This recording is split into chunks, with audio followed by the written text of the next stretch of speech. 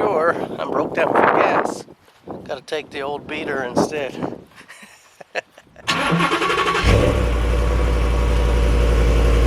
Now, obviously, this truck is not the beater. I'm not trying to play the Ford hate game. I absolutely love my Ford. Look at this, guys. The sun is beaming. I'm gonna take you inside now and show you guys a new shipment that arrived, and it is very exciting. I'm a Lincoln man. As it happens, today I got a Lincoln hat on, and I got an old Lincoln shirt on here in the shop doing some work, cleaning, going through manufacturing, and who should show up today but the delivery truck driver with my new machine. I've been wanting this new machine for a little while. A couple of years ago now, I invested in this machine, which is the Lincoln 140 multi-process welder. Now, I've done a lot of work with this machine, and I can't say enough good about it because of what it allows me to do. Right here now, I'm in a big workshop, my new workshop, but my last workshop that I was in just a few months ago was very, very small, and I was producing a lot of different things in there, and I did not have room for multiple welding machines or different units for different tasks.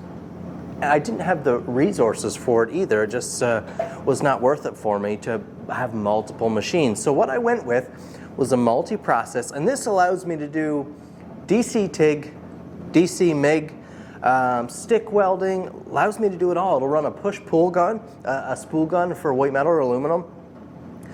Plenty of power for pretty much anything that I've needed. So it's just an incredible machine in one small, like compact and affordable package. You can carry it around in your hand, it's not that heavy, and you just end up switching out these big connectors here, which is pretty easy to do.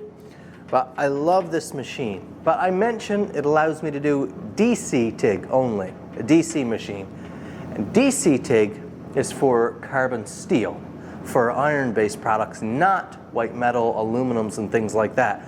You require alternating current to weld those metals. So that is the gap, the lack that was in my system that I've been wanting to fill for a while. And so what I have right here, what I decided to go with, this is the Lincoln, this is the TIG 200, the square wave TIG machine, and this is an AC TIG unit, which is very, very exciting. I'm gonna finally get to fill that hole in my system, add a whole bunch of new possibilities to my workflow. This is too high for me now. Let me get this down and I'll pull everything up on the table here.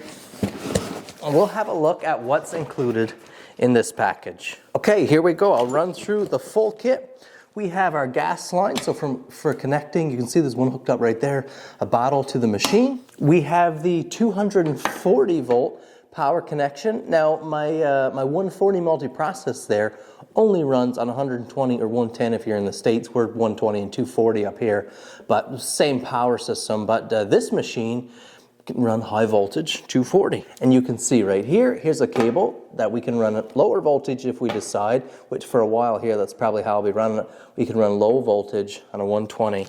A huge amperage control pedal. The TIG setup, ooh, I'm excited about this. This is, I think, quite a step above in quality from the TIG setup for the 140. A flow meter, this is not the type I like to use. I like to use this style right here, but nice to have. This package is not short on goodies and exciting. You know, the more individual items, it seems like the more you have there. Of course, it's all one working unit when it's done. Electrode holder and lead assembly. I'm guessing this is for stick welding. This machine will allow you to do that as well. The work clamp, so your ground clamp there. And now the big girl. Let me see if I can do a one-arm lift. Yep. There it is, our square wave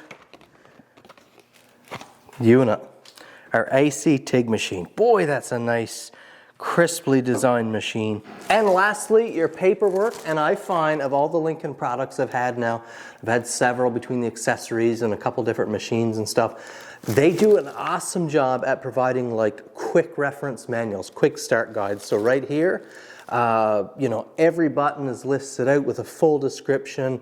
They give descriptions on setup. They print diagrams and stick them on the machines to tell you for what materials, what kind of amperage and things that you can expect to run. You know, like rough, quick reference guides. Of course, you can dial it in yourself, but really, I really appreciate the work that they put in to develop these nice, they're always nice, bright, colorful, easy to read, these manuals. I love them. What a stunning machine. Oh, just a beautiful machine. Everything I've found with Lincoln feels really nice, crisp. The quality is really nice. Love that Lincoln red too. Of course, just beautiful machines. They grab your eye all over the shop, wherever you are. Let's get this thing set up.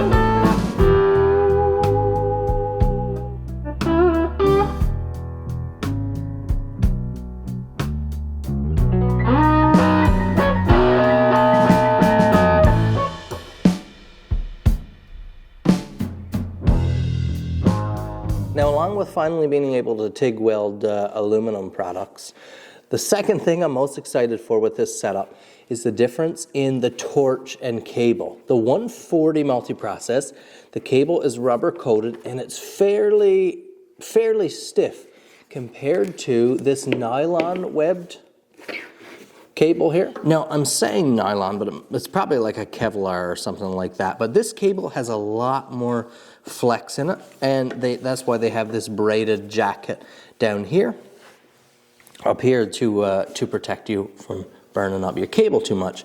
But along with that, this torch, this is a nicer torch, but you'll be able to see here that this is the flex head torch, and that there are times with this torch where I've been in kind of a difficult spot where I really wished, especially most of the times I weld like this. This is how I hold, and I would have to pivot less if I could just get that little bit of twist in my torch like that. I feel like that's going to make a lot of difference and really improve the comfort when I'm welding. And of course, we know comfort is almost everything when you're welding.